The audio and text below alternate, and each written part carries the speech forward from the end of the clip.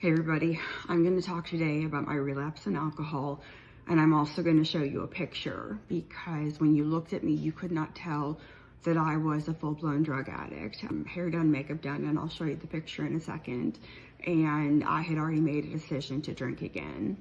I have to talk about the events leading up to my relapse, and my baby sister, who's 6 years behind me, was going to get married, and we traveled from Dallas to Austin. And I have quite a large family. My mother is one of 7, so we had approximately 25 first cousins, 14 aunts and uncles, in addition to other friends and family that they had come down to the wedding on Friday morning, and the wedding was on Saturday. I remember opening my door, and my middle sister, who was 38 weeks pregnant, her door was diagonal for mine at the hotel, and I saw my dad walk out, which at first didn't compute. And my sister, who was pregnant, also had a 4-year-old daughter.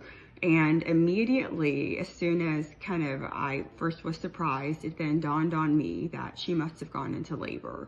And she had, and she was at the hospital with my mother and her husband, and she was gonna give birth that day. And the opportunity that day that was presented to me was to host this very large luncheon that my mother was going to be hostess of, with all of these amazing women that were down there for the wedding. And I remember the stress and the anxiousness and the anxiety I felt being the hostess. It felt very large and very heavy for me. And my sister, the one that was pregnant, announced that she had had the baby. She had had a little girl, and she was seeking for me to bring her 4-year-old daughter up to the hospital.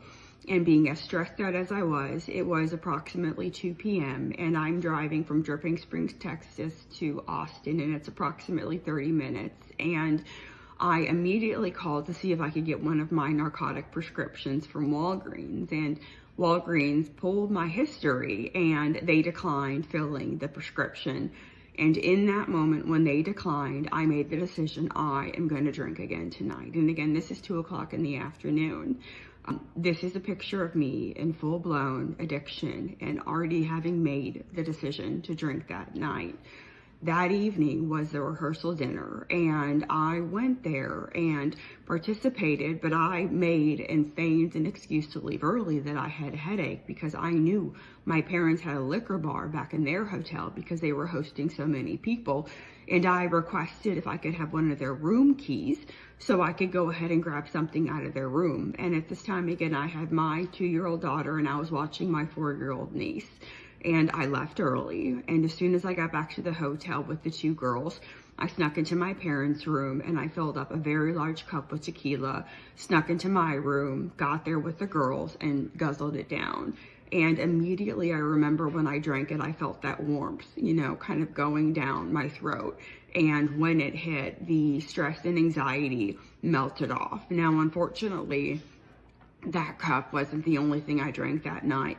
I kept sneaking back into their room, and very quickly, though I thought it was a one-time incident, I got to the point of drinking and drugging every day, where if I couldn't get a hold of drugs, I was gonna drink. So that's a little bit of my story, and to show you what alcoholism looks like. It looks like different things to different people, and this is what I look like in my full-blown addiction. So thanks for listening.